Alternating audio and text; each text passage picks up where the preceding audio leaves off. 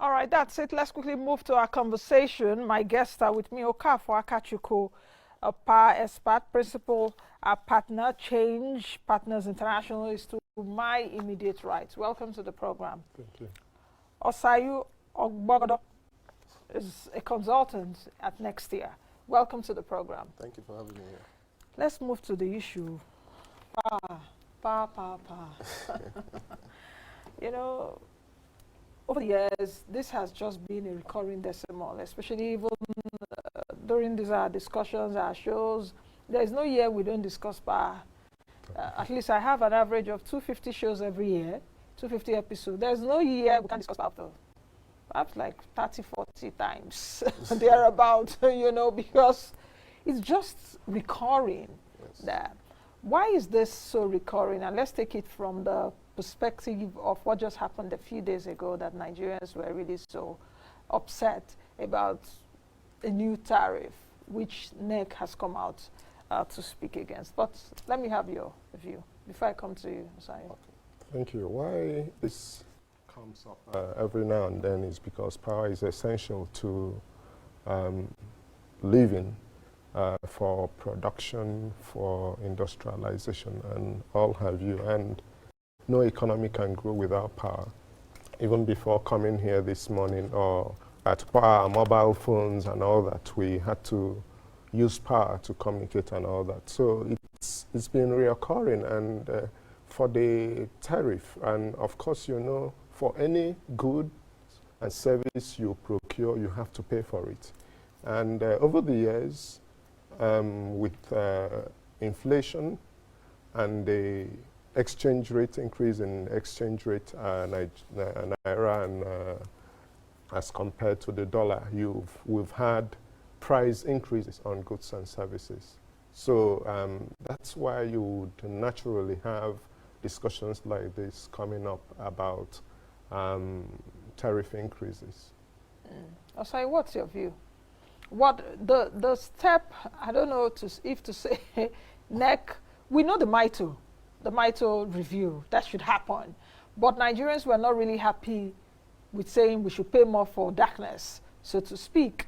How would you assess that situation that happened a few days ago? That we saw Professor Bomo of NEC coming out in a press conference. Okay, yes. First of all, you talked about power being the most talked about. If it was if it was a sitcom, to probably be the most viewed. Yeah. Tariff would be the most viewed episode. Yes, on tariff, the increase is something that should happen. It's needed for investments to come into the sector, so that's a given. But it's how you go about it, how you look at the other factors. Because if you look at the tariff, it's a technical, it's tied to technical, social, and economic dynamics, including macroeconomy. So you have to ascertain and analyze due diligence and see how this affects tariff increase. Is it that, as Nigerians, are we against the tariff increase? Or is it that Nigerians will pay no matter the amount of power, if power is indeed available? Yes, consumers are willing to pay for electricity, provided it's reliable and it fits into their consumption regime. Energy access is a problem in Nigeria, so consumers want to contribute in curbing that gap. So yes, they are willing to pay for electricity, provided it's affordable. And if you look at the cost for generators or gensets, is actually much higher than the tariff we have today. So if you provide an option to pay for electricity, which is at a much higher rate, but still lower than what they pay for diesel, then they have that willingness to pay. But the problem is they look at service delivery and other things. If I pay for this electricity, would I be provided constant power supply? And that's where the chicken and the egg comes in. So which one is the chicken, which one is the egg? It depends. I would say service delivery, chicken. The egg is the cost-reflective tariff. So it's an endless cycle. It's a scenario where consumers want service, they want service delivery to improve, and the operators want the tariff to be reflective of the cost of producing electricity, which will in turn open up room for them to expand their business. So chicken and the egg, that's the problem right now. Okafor, you want to come in? Yes, he made a good point.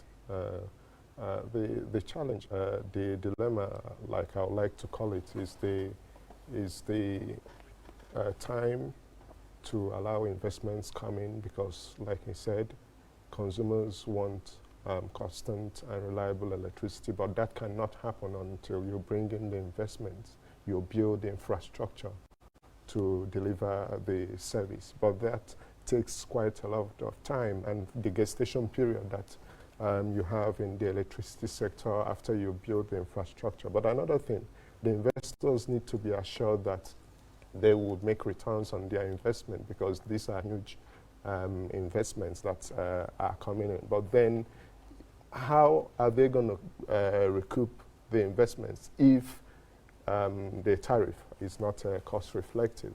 So you have that challenge where, and it's not to be encouraged for government to keep on subsidizing electricity, because it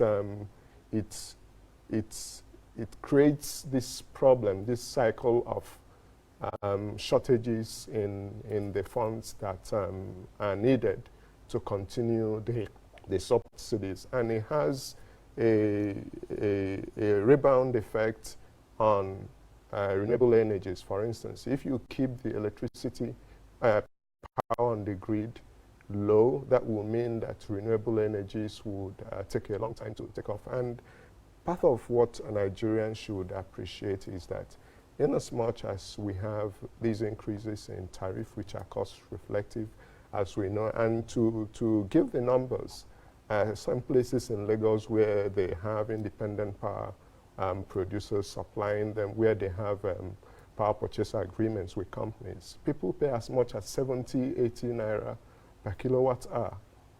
That is what is needed for the investments to come in, for the sector to get within the system that is needed to deliver the goods. But I think people are more concerned about what happens, because sometimes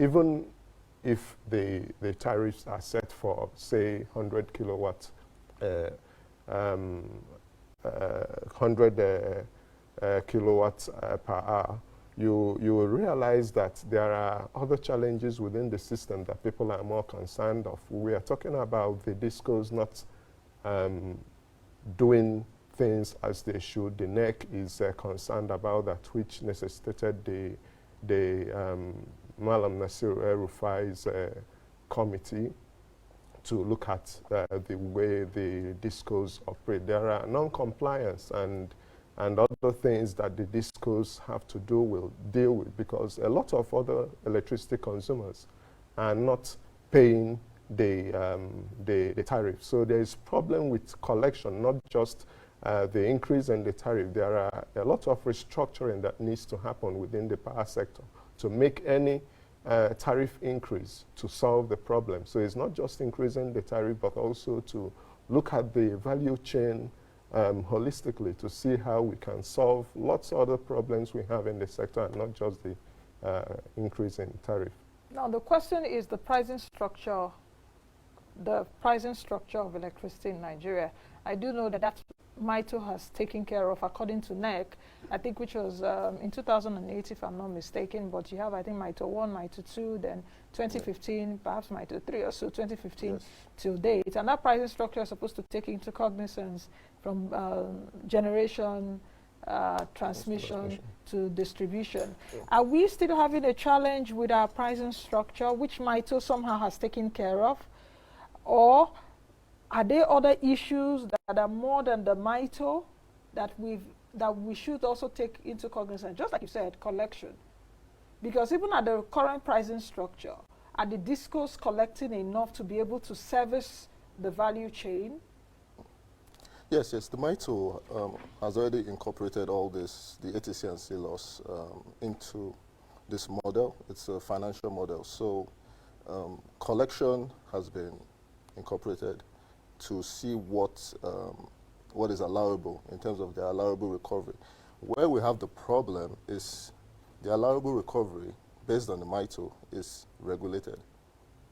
So you have what they're allowed to and what they are supposed to collect, which leaves a tariff shortfall.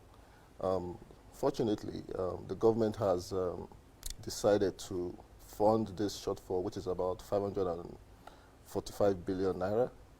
So this is a step in the right direction. Mm.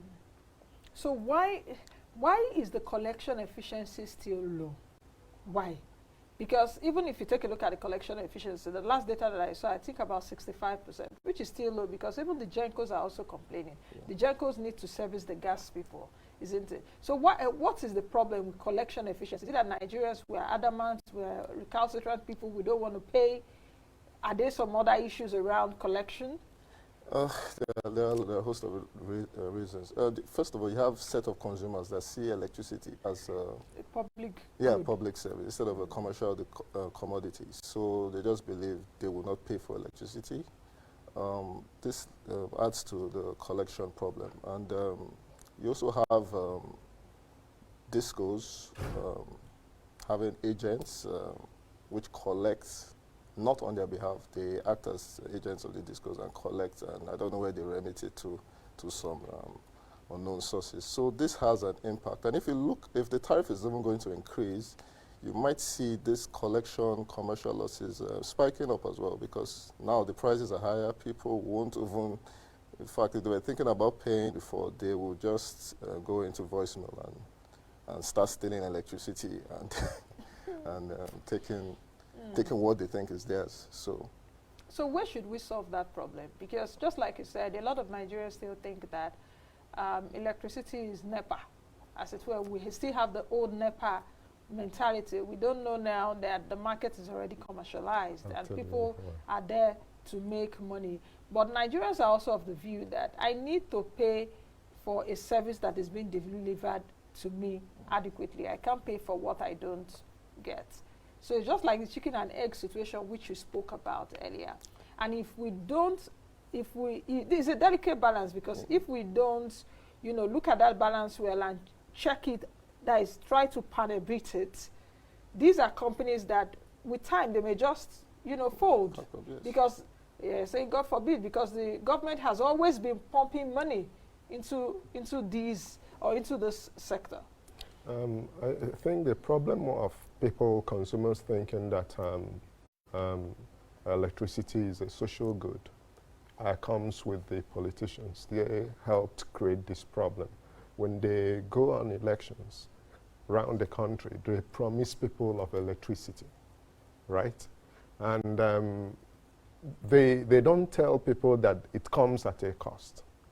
And over the years, through the military regime, when rural electrification was happening with the transmission, the distribution lines rather, people see it as what government has provided, like the water services, the health clinics, and all of that. And with the privatization of the electric sector and money needs to come in, people are now being told that they need to pay for these services. They are surprised, and these things keep happening. The politicians go to places to campaign and they tell people, we're going to bring electricity to you. So you have that confusion that comes in when people have to do that. But also there are issues that the industry needs to address, particularly for theft of electricity, non-compliance with payments. This is where the industry, government, and the judiciary would have to set up a mechanism to solve the problem. Because when, for instance, if someone is caught bypassing lines, what happens to the person?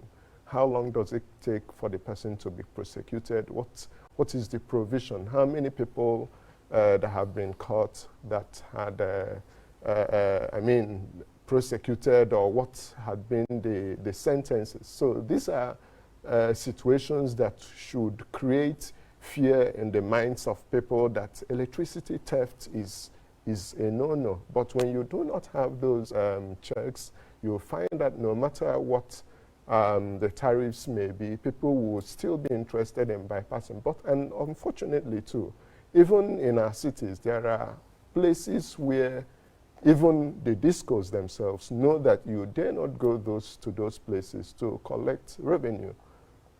So you now have, sometimes people will argue that you have a disproportionate collection, that most people or some people are paying for the services that others do not pay for.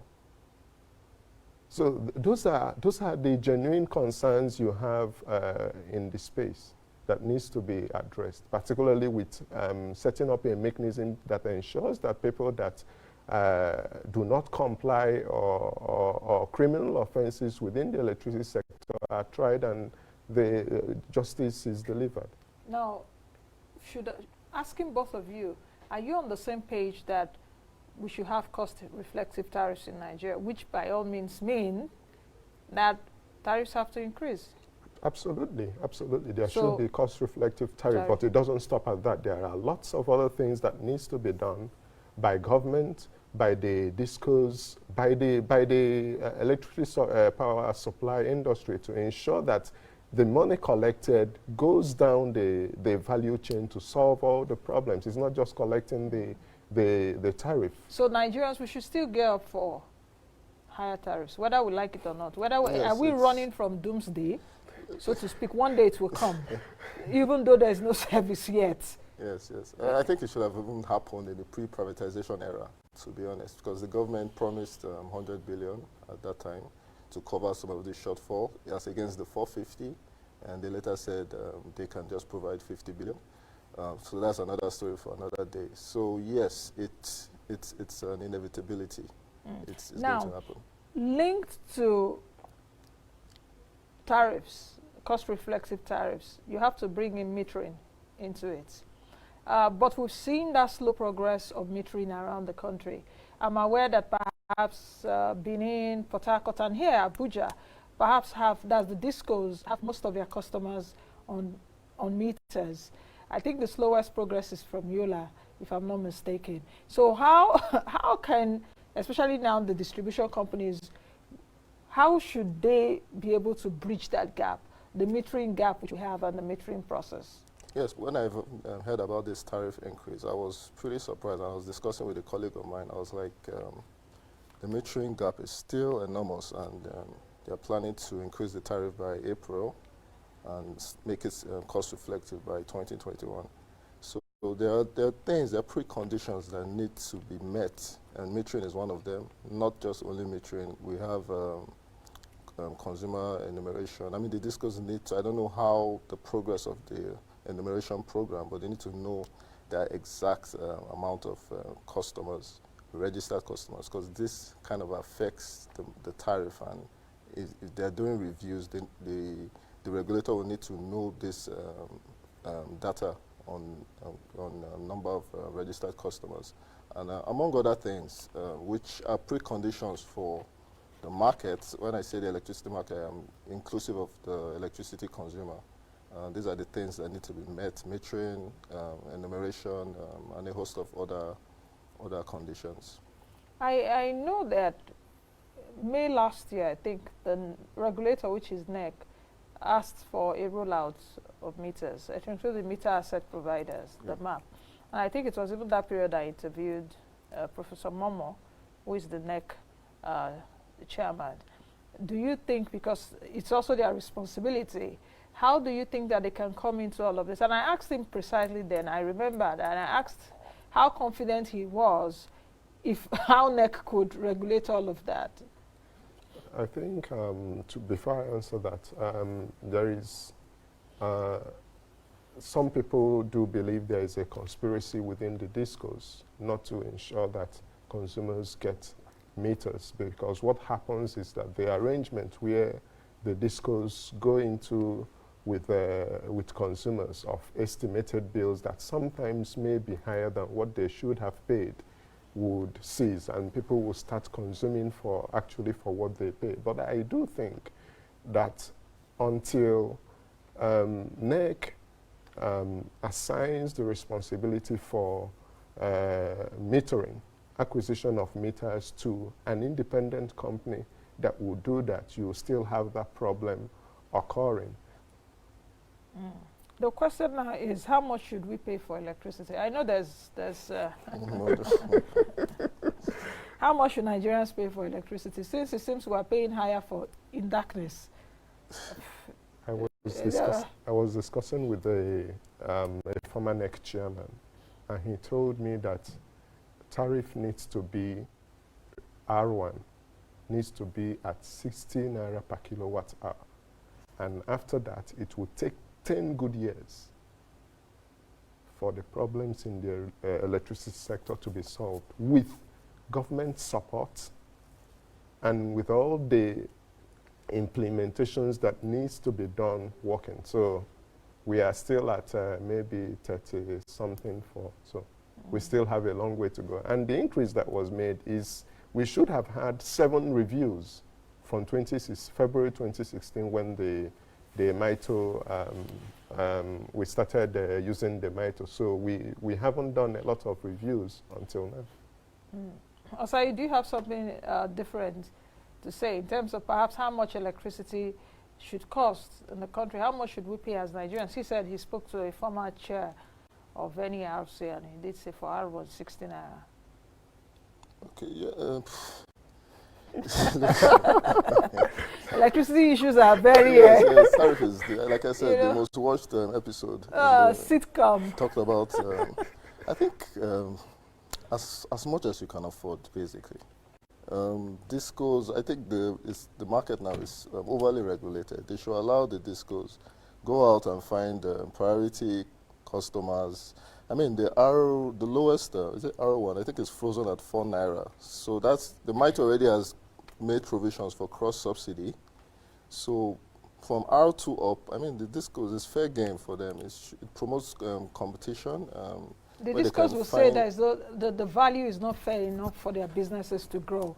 And that is why they are so indebted now. Even MBET, because they're supposed to transmit to MBET to Gencos and all of that. Gencos crying on one side. You know, this power issue thing, it will take like 2 weeks program. Or every day. Every day, if I want to really concentrate on power, because there are a lot of issues. Yeah, but there are many ways to go about it. Like I said, discos can look out for customers, promise them reliable supply, which is improved service delivery, negotiate a tariff, and NEC is the final, they're like the pope of the power sector. So whatever tariff they negotiate with these customers, NEC will still have to approve, provided it's fair to everybody. Yeah, so. All right, let's take a few comments coming in on Twitter. Efejamo Ralph is asking, when will the electricity power sector be responsible for installing transformers, poles, and wires at their own cost? We know that a lot of Nigerians still do this. Yeah. Get transformers for themselves, poles, wires. The discos will say, okay, fine, you know. Ralph, this is your question. It's a problem. I had a friend who has a farm, and he had to put in a transformer. He bought the transformer, brought in the wires. He had to pay the disco to come and connect. And still, the asset, the transformer, will be owned by the disco. So you can. It's really, there are a lot of issues that needs to be solved, because people are willing to get some of these things, but then give the people the power first. When the confidence of the availability is established, the populace will be ready for the reflective costs. Okay. Which other comments do we have? Let's see.